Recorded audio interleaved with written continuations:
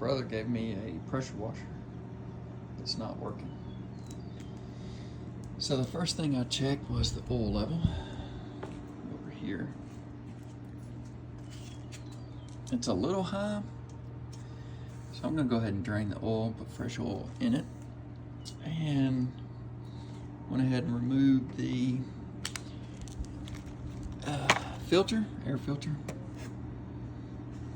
And the next thing I'll do is I will check the gas. It's probably old gas. It's been in there for a while.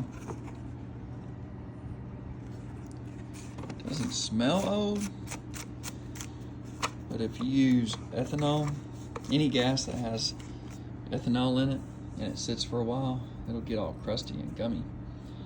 So that's why I use all non-ethanol gas in my small engines. So, all right, more to come on this bad boy.